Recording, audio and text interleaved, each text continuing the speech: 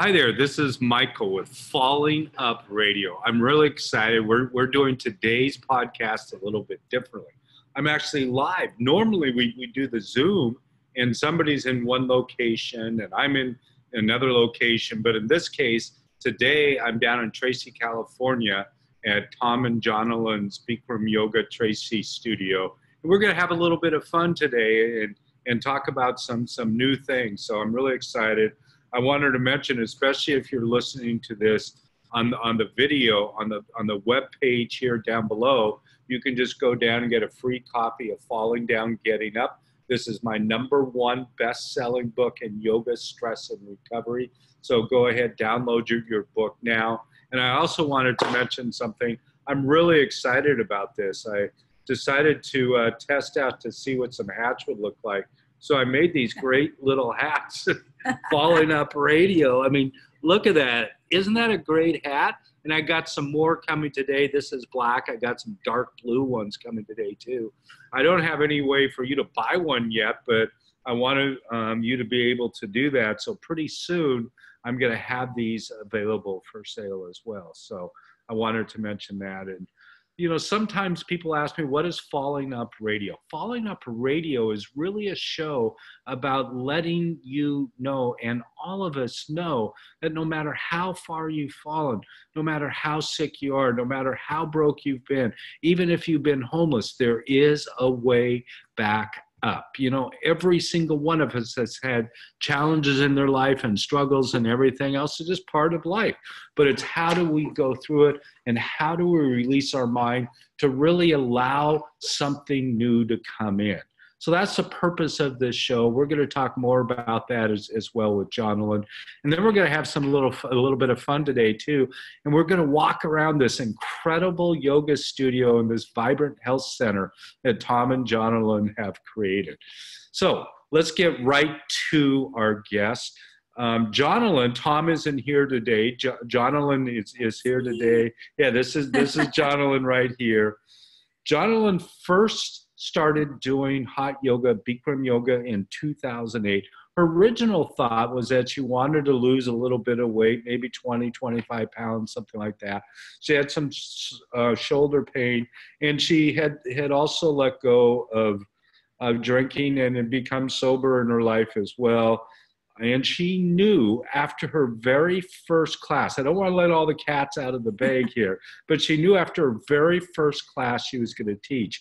And I will say one other thing, 3 weeks after doing this, after starting this yoga, she bought both her husband and herself a yearly membership because she just knew that it had to be part of their life.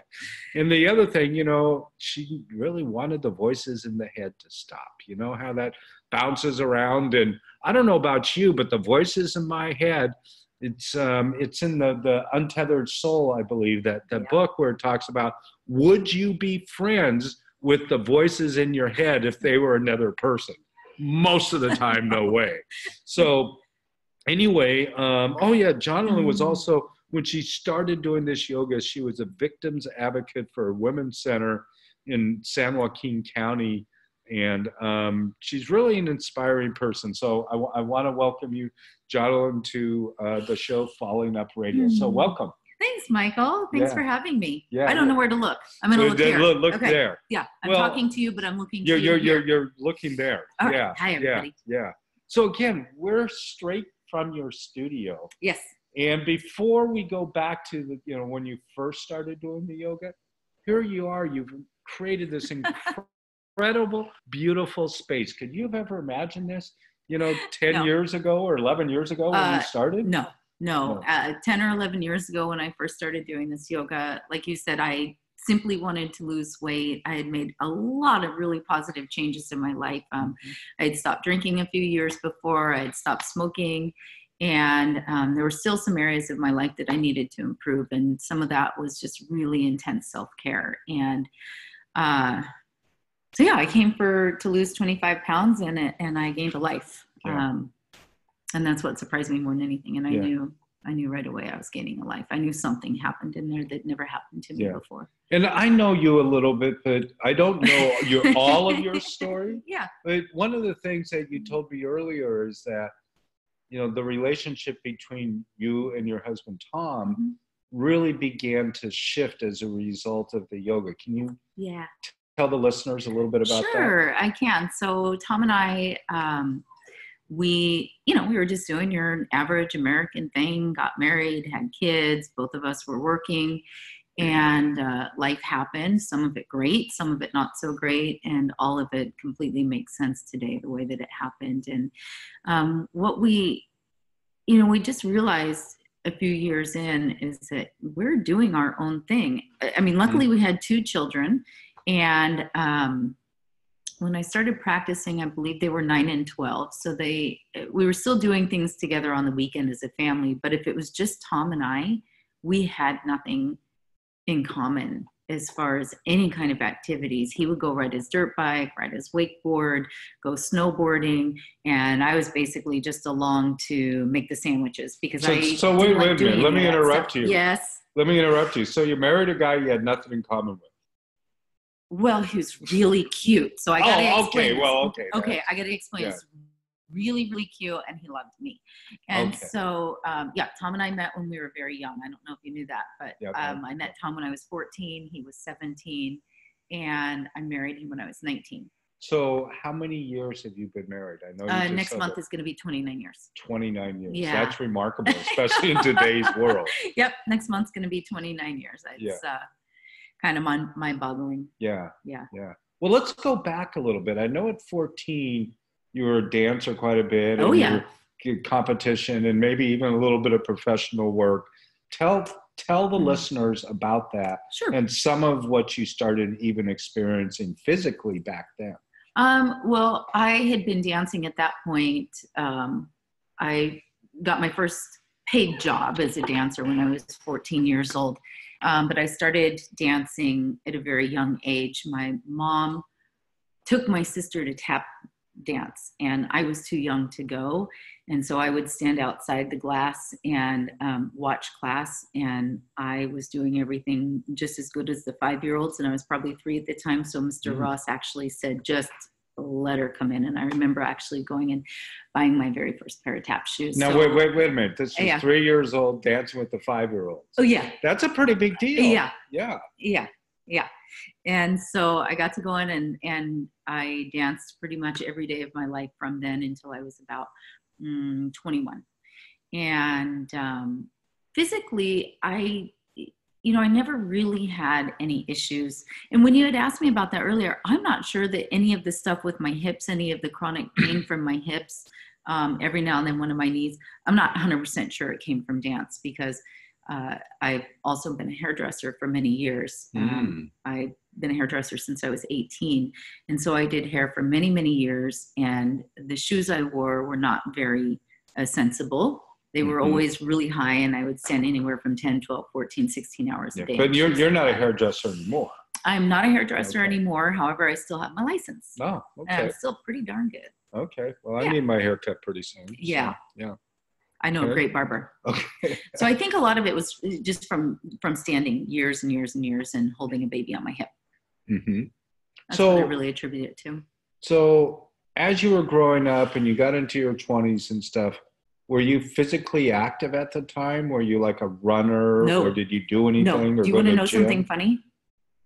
Yeah. I've never ran a mile in my entire life. Congratulations. Thank you. Yeah. Yeah. I always got out of it when I was in school. I went to high school for visual and performing arts. Oh. And so when it was time to do presidential physical fitness, we always got out of it because we were dancers.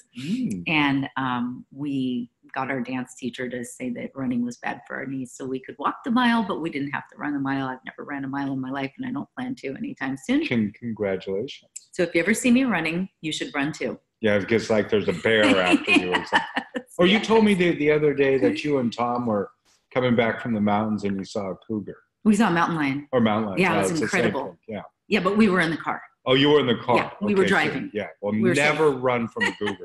Trust me on that one, okay? Never run from a cougar. An actual cougar or like the cougar you see in the nightclubs? Well. Probably both. All right. All right. Yeah. Yeah.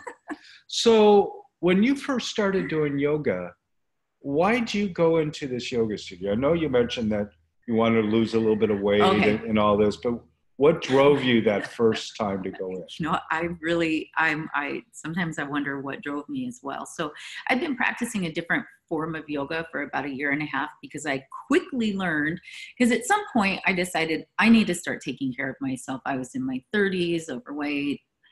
And so I started going to the gym, and I never enjoyed going to the gym. I thought it was very boring when you come from a dance background, you know, and so it was just like, So you were doing like aerobics and some weights, or what were you doing? I wasn't doing aerobics. I was lifting weights and doing like the treadmill and climbing the staircase to nowhere. And at some point the Stairmaster to nowhere? Yeah, the staircase to nowhere. Yeah. And I realized, some part of me realized, like, this can't be that good for me because I have to be distracted. I have to have a book. There's the TV in front of me. Like, I'm so distracted because I want to be anywhere but here. Yeah. But I feel like I have to do this because apparently working out's good for me. Yeah. And so at some point I saw a sign advertising yoga in the gym. I was like, oh, wait, I can go to the gym but not actually work out. Oh, there you go. Yeah. Kind of stretch a little bit. Yeah, I was still going to the gym. And so I started practicing yoga there. I followed my yoga teacher to her house, and it was a different style of yoga, but I loved the stretching, and I loved Now, why did you follow her to her house? Because she wanted to teach yoga that was what she considered real yoga, not just what you could take in the gym. Yeah. So she had classes at her house. Yeah, so she had classes at her house. No, I didn't stop her. Okay, I wasn't sure. I felt like it. Yeah, okay. No, she knew I was following her. Yeah. I had her permission. She gave me her address. And so anyway, I've been practicing with her for about 1.5 years. She's from India. She went home to India. She was gone for about a month. And I thought, oh man, I can't not do yoga for a month. And I don't know how to do yoga on my own. I need somebody to tell me what to do. And I had remembered the studio opened about 30 miles from my house. Where I live is considered a small town for California. There's our studio, and now there's one other yoga studio in town. That's it. But at the time, there was nothing. If she was gone, there was no yoga in town. So that was in 2008. Gas prices in California were over $5 a gallon at the time. And I get this bright idea. I'm going to drive 30 miles each way to go take this go to yoga class. Yeah. And so each yoga class, I mean, it was costing me, I don't know, 10, 15, 20 bucks on top of having a membership. Right. But it was, that was worth it. Yeah. No, let's go back before you bought the membership, because I know you went into the studio. And then how soon after that did you bring Tom in? Okay, so I took my first class actually on June 30th of 2008. Tom took his first class on July 9th of 2008. So it was actually 9 or 10 days later. Yeah. Okay. And how'd you drag him in? Had you been doing yoga every day, or? I'd actually only gone a few times, but I talked about it nonstop because what I experienced in that first class was literally life-changing. And so I talked about it nonstop. After my first class, my teacher said, oh, you should buy the book. Well, I bought the book. Oh, you're the teacher. You're telling me what I should do. I guess I should do that. So I did it. I didn't. And that was the yoga book. Yeah, it was the Bikram Yoga book. Okay. And so anything the teacher said do, I just did. I didn't know that there was an option. So I just did it. Just did it. Yeah, so I just did it. And in my first 30 days, how did I drag him in? Yeah, so 9 days later, he came in. So I said to him, this is how I drug him in. I said, hey, babe, guess what we're going to do? And he said, what? And I said, we're going to go to hot yoga. And he said, that sounds horrible. He'd done yoga before. He's like, yoga is so boring, and that sounds awful. And I said, well, don't worry about it. Just try it. It's not that big of a deal. And, and according to him, he says, well, I love you more than anybody else in the world. And if you ask me to do something, then I'm going to try it. There must be a reason for it. And I stuck with it because of how it felt, body and mind. And he stuck with it a little bit more out of a competitive spirit. So when he came though, that first time, did he like it? Nope. Nope. No, it was hard. He was, he was a wrestler in high school. And so he was used to that hot, sweaty, intense workout, cutting weight and all that kind of stuff. And he said it was the hardest thing he'd ever done. Really? Yeah, physically the hardest thing he'd ever done. But did he want to come back, or was it just yes. like, okay, I did this for you, honey, and no more? No, this is why he came back. He said, that was hard and I'm not going to quit just because it was hard. Oh.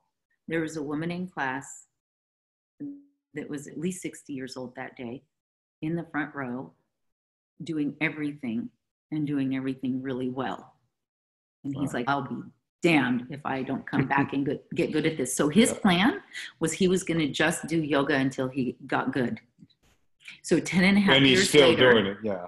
Okay. Yeah. Yeah. So how, I know really early on, you made a total commitment. Totally. And you bought a year's worth of yoga, and you bought Tom a year. Did he know? No, he had no idea. When that happened? He had no idea. So he was on like a 10-day intro. I was on a 30-day intro, and they were going to be up right around the same time. And so I remember standing there at the desk, and I was like, I don't know. I have a hard time sticking with things. And the teacher said, yeah, I think you're going to stick with this. You should get the year. And again, I just got the year. Oh, okay. I should get the year. Yeah, I should get the year. And then I said, well, his package is going to be up. I might as well just get him the year. It's no brainer. He doesn't have to think about it. And he wasn't there. No, he totally wasn't there. And he didn't know you were going to do that. No, he had absolutely no idea. And what did he say when you came home and said, hey, honey? Did he say, cool? Did he say, oh my gosh? I think he was just like, all right. I don't even remember his reaction. I just remember buying it. I don't really remember his reaction. I think he was like, well, I guess we're in this. I guess we're going to do this. Yeah. I guess we're going to do this. Yeah. And so how many times when you first started, were you coming a couple times a week, 5 times every day? How often were you coming? Mentally, I was there every single minute of every single day that I was awake and coherent. Yeah. And but mentally, physically I was there. In my first 30 days, I think I only went to class maybe 8 to 10 times. Okay. I was on vacation during some of it. I went to Florida. I went to Mexico. But you still got your yoga in when you could. Yeah. Yeah.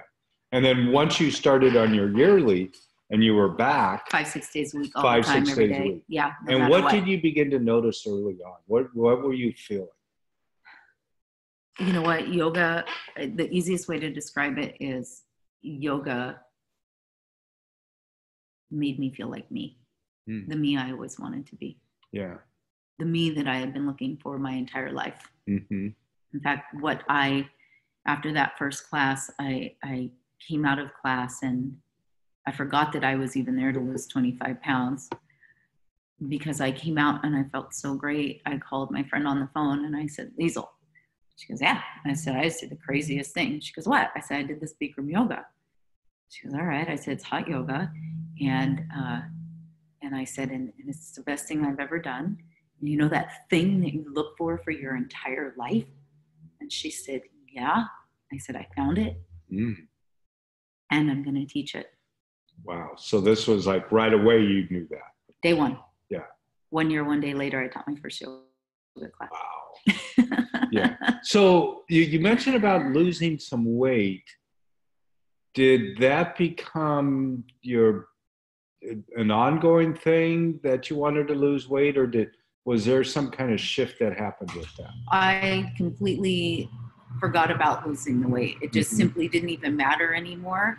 I only like once or twice got frustrated that I wasn't losing weight as fast as I wanted to.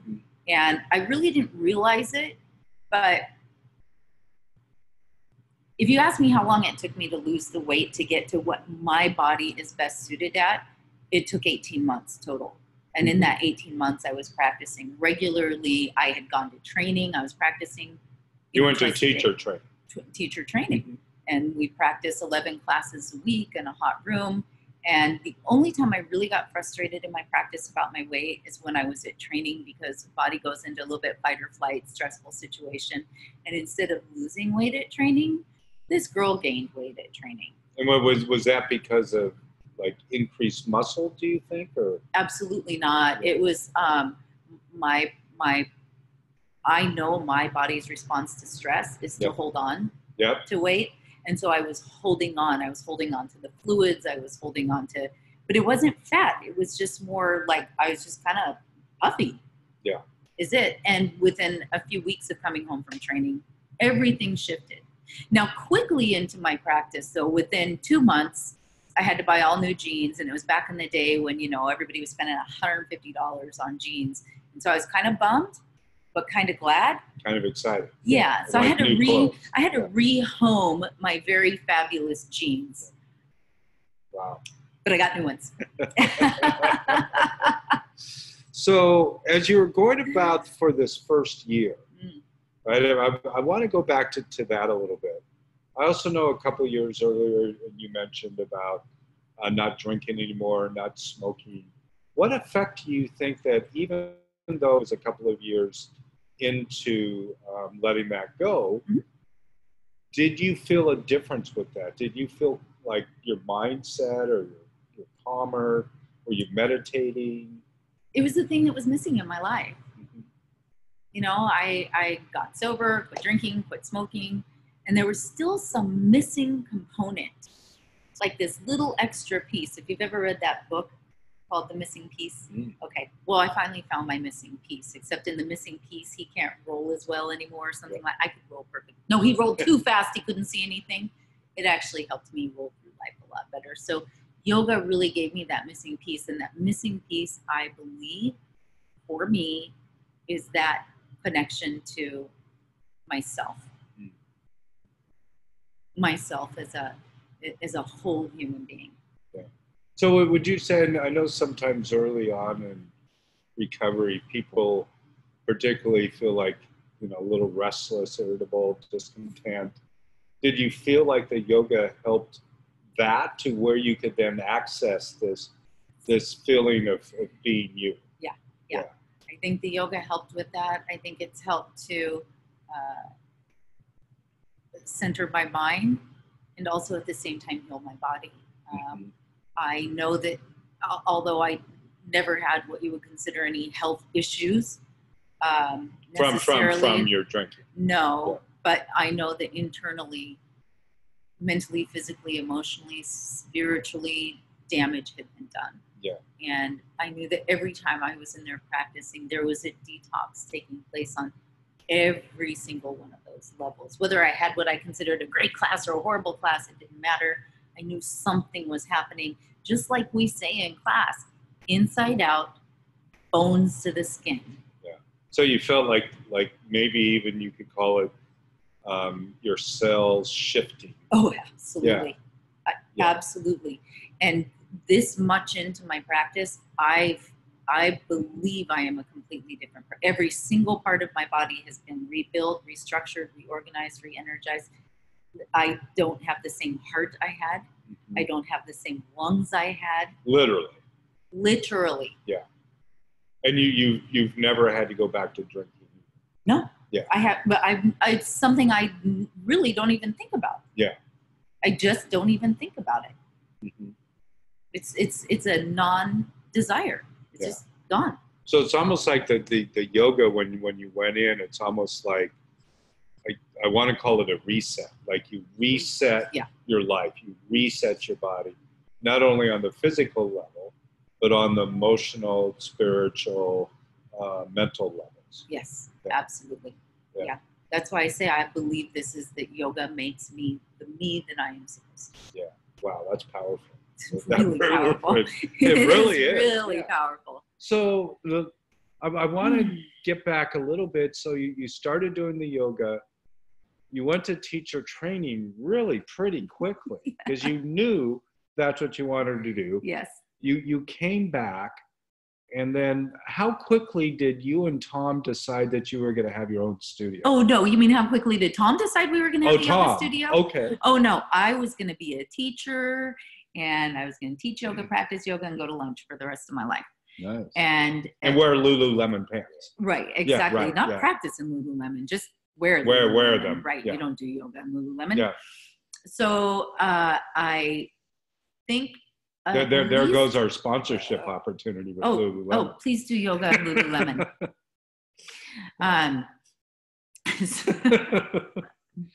So I think it was probably a year and a half into teaching that Tom said, we should really, we should build a studio, because he was tired of commuting. He had a membership in 3 or 4 different studios at that point, and he would just practice wherever he was. And he was a contractor at the time too. Yeah, and he's still a contractor. Still, right.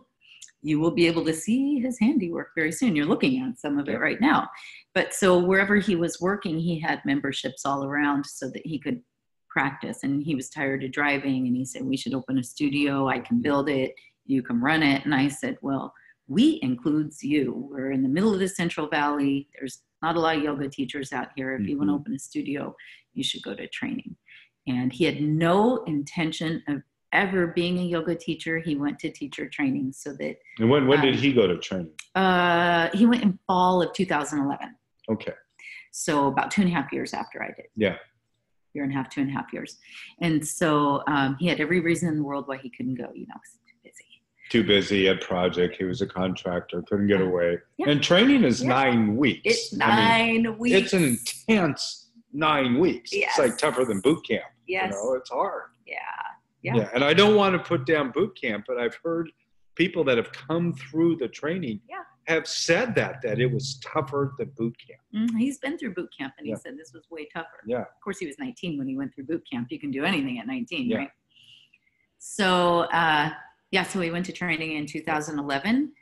Did not have an intention to open a studio right away. He didn't care really if he ever taught or not.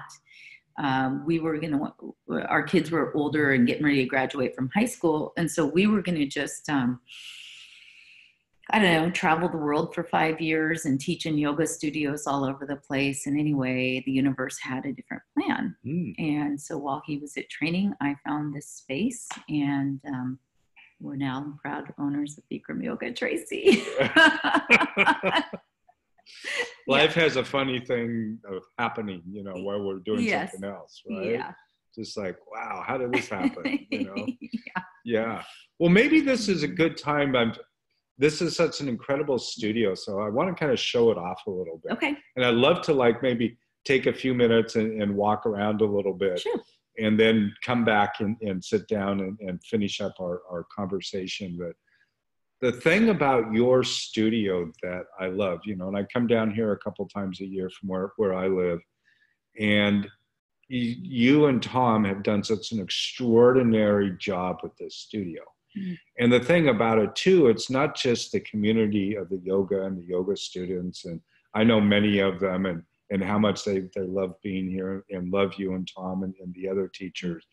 But you've also taken this studio really to the next level recently, and to what you're calling the Vibrant Health Center. Yeah. So not only does it encompass yoga, but you have massage, you have body talk, you have infrared sauna, halotherapy, and float tanks. Yes. I think I got everything. I think you got everything. Yeah, but no running clubs here. Right, but tomorrow's another day. But tomorrow's another day.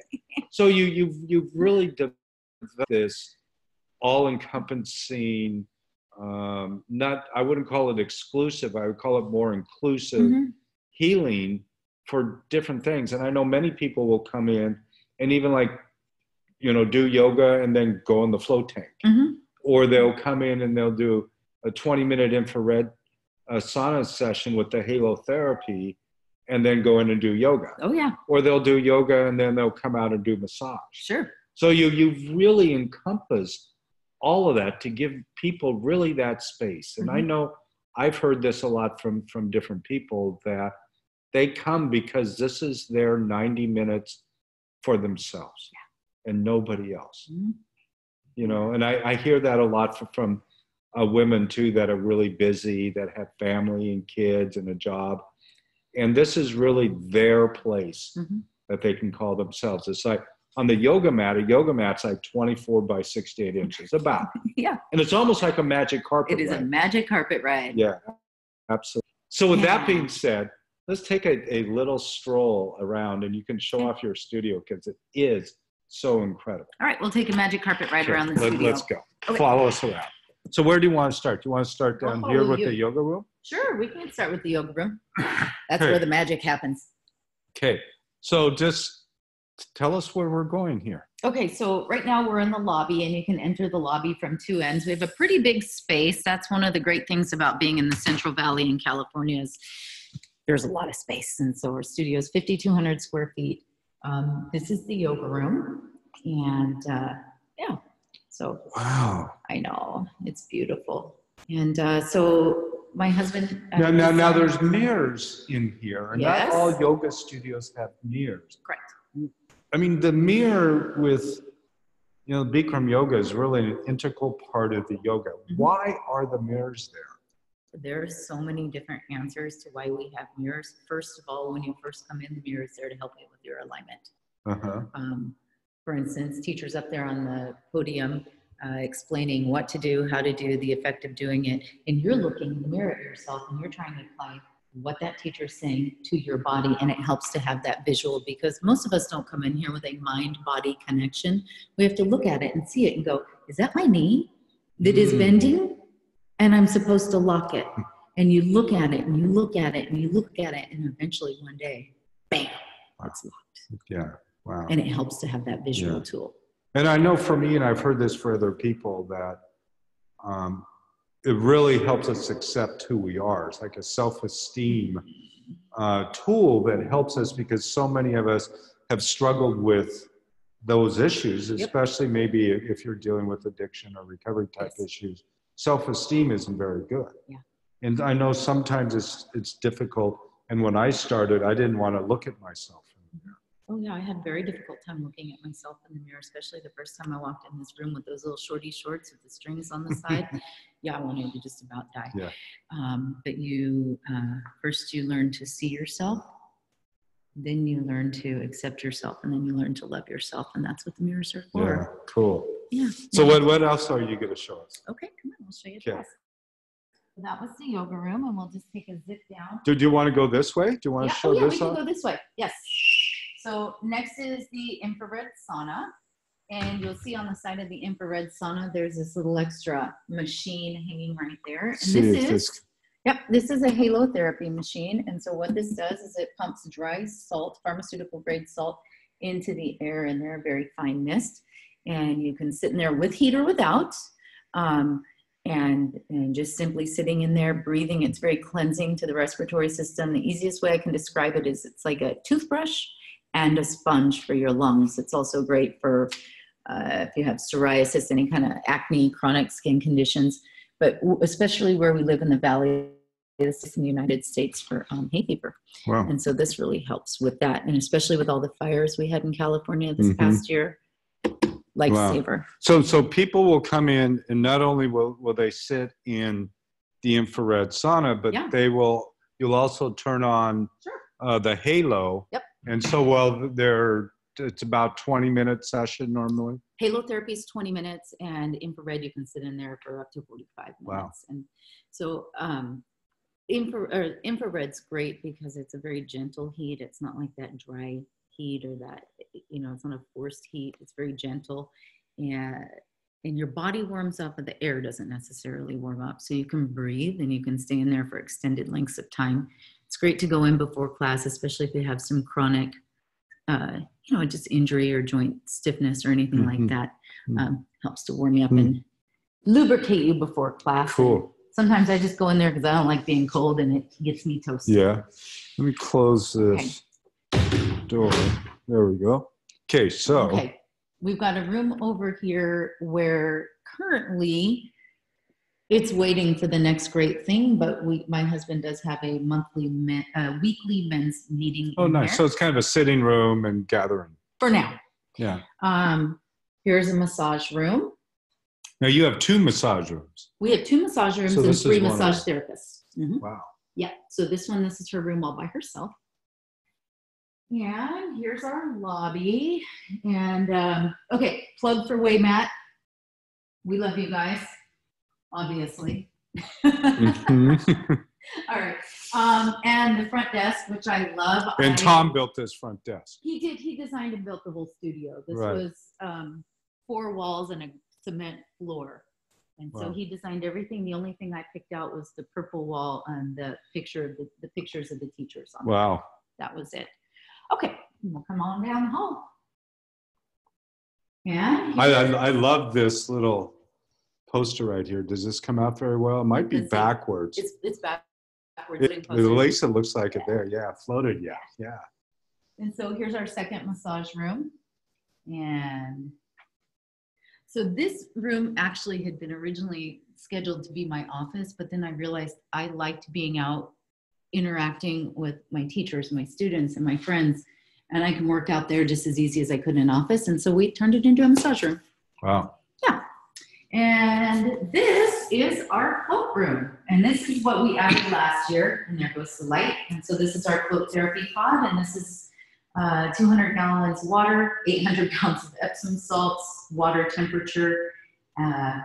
We can go in there, close the lid, and sail away to another planet for 60 minutes. Now this is, how much salt do you use in there? About 800 pounds of Epsom salts. 800 pounds. 800 pounds. So you're literally floating on top. On top of the water. Yeah, and you have like soft music playing normally, is that right? You can play soft music. I generally turn the lights off when I float. It's up to you. But I like as little sensory input as possible so that my brain can go into true theta, which is the rest repair state. So 1 hour in here is about 4 hours of deep REM sleep. That's the healing effects it has on your body. Wow, that's cool. Yeah. So what else are you going to show us? These are utility rooms back here, nothing too exciting. I'll show you the ladies' changing room though, which it looks a lot like the men's, but it's a little bit fancier. So don't get jealous, Michael. So I was pretty particular when we designed it that I wanted to have a makeup bar and close-up mirrors because us ladies love that. Wow, look at this. Yeah. And this is not your grandmother's yoga studio. No, it's not your grandmother's yoga studio. Grandma, get. Okay. And then 5 showers in here. 5 showers. 5 showers. Look at this. So, and Tom had done a lot of bathrooms, is that right? As a contractor? Specializes in kitchens and bathrooms. Wow. Look at this. This is like probably the nicest shower anywhere. Yeah, they're pretty great. You got lockers and little cubbies. And, wow, this is beautiful. So that's our home away from home. Or maybe your home is the home away from home. Maybe this is your home. I kind of feel like home is home away from home. This is way more decorated. For Christmas at home this year, I didn't even decorate, but the studio was decorated. Yeah. Yeah, this is our family. This is where one of the things we didn't show too much is pretty bright in here. I know it's bright. But maybe I can turn like this a little bit. The lounge but it's area. Kind of the lounge area, some chairs, some sitting. Maybe it can show a little bit better like this. Let me stand way back like this. So you can see all the way down there to the other door. This is a big, beautiful space that you guys really created. Yeah, we got pretty fortunate with this space, that's for sure. Yeah. Well, let's sit back down again. Okay. So what I want to talk to you about owning the studio a little bit, about you and Tom owning it. Yeah. And what your experience is now as yoga teachers and having this community of students here, and what that really means, and what the students are getting out of this community. I mean, I know it's hard to speak for them, but speak for you. Yeah, okay. Let's see, where do I want to start? I don't know. At the top, what is it like? You know, we had a choice, and we knew with our kids graduating high school soon that we could move anywhere we wanted to. And we decided that this is where we made our home. Our kids were born here, raised here. And so we decided that as a gift back to our community, we would offer health and well-being in a different way to live life. And that was our intention from the very beginning when we built this studio, was that it was a gift to our community. And so for us to see our community and receive this gift, it's pretty amazing. it's the best feeling now when I drive around town or I go shopping and I see students all the time everywhere, and they come up like in the parking lot and hug me in front of their families and say, "This is my yoga teacher," because I remember what that's like. Yeah. The impact that different teachers have had on me in my life, and it truly is our family. Our families don't live close, and so when we have our holidays, it's usually with our yoga family.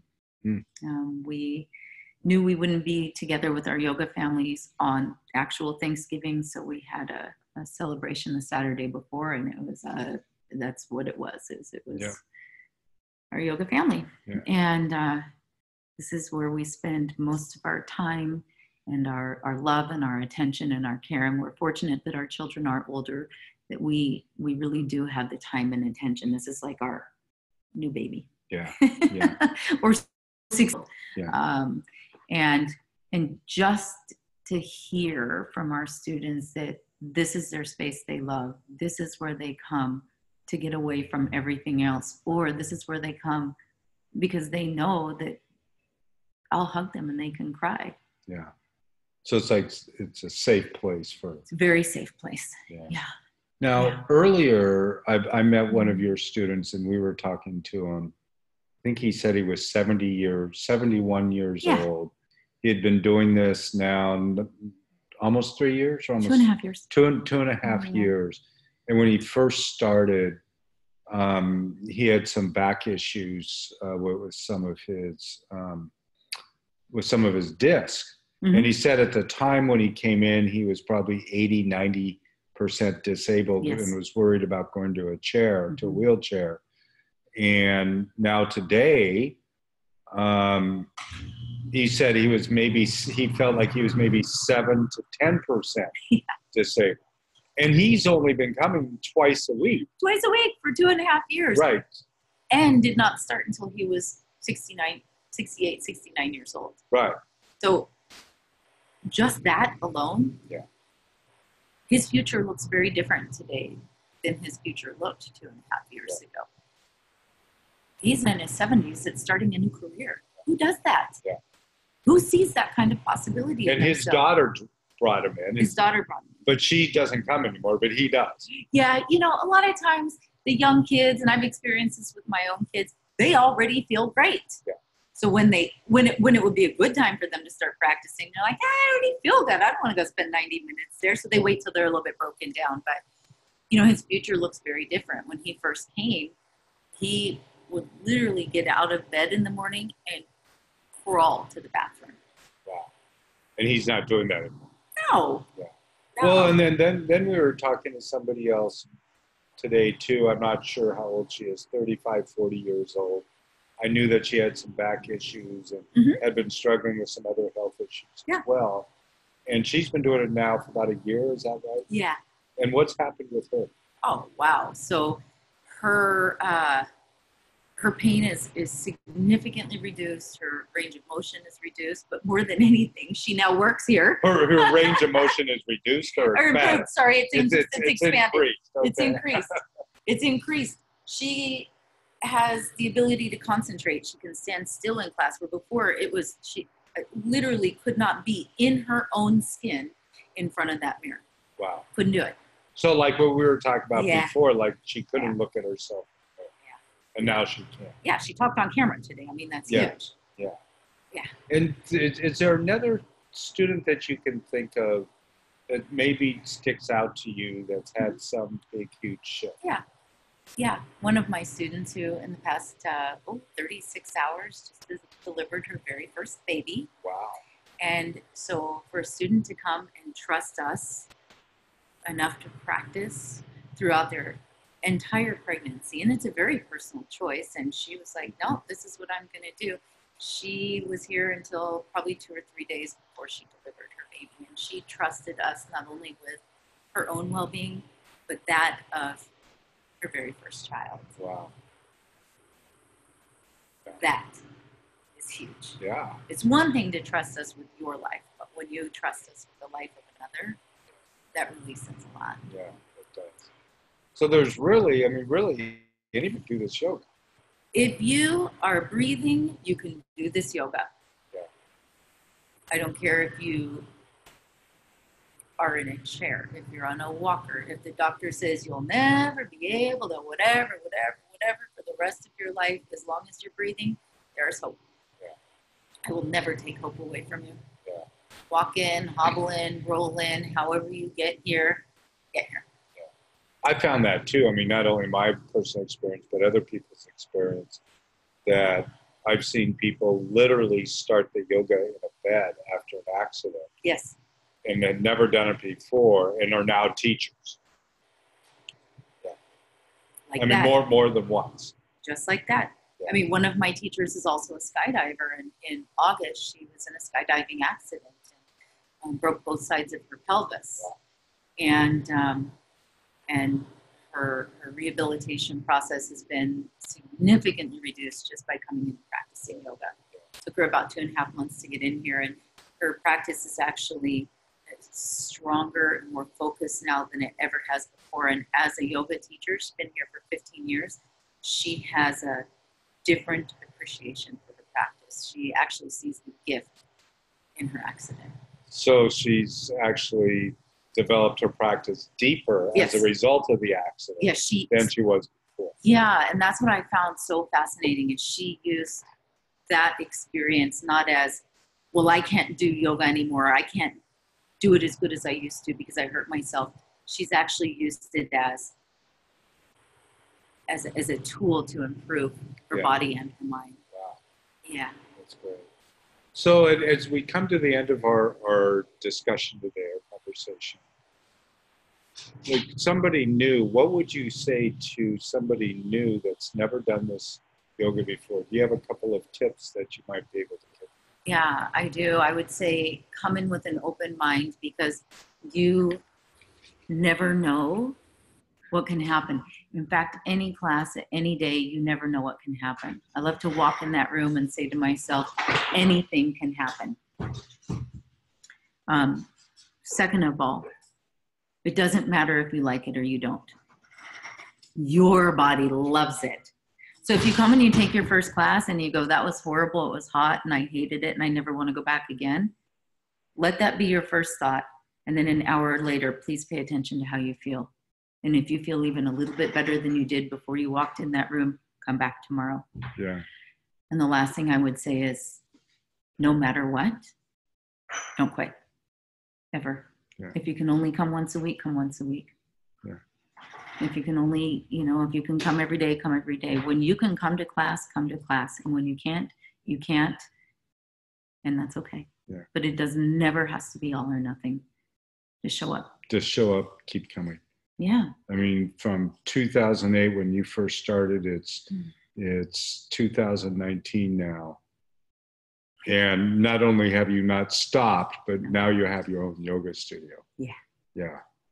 Well, that's great. And everything that you've gone through, whether it was that initial decision to lose weight or struggling with drinking and smoking and letting all that go, and then seeing all these different things that your students have experienced, and, getting over back pain or being pregnant. I mean, all sorts of different things. Yeah.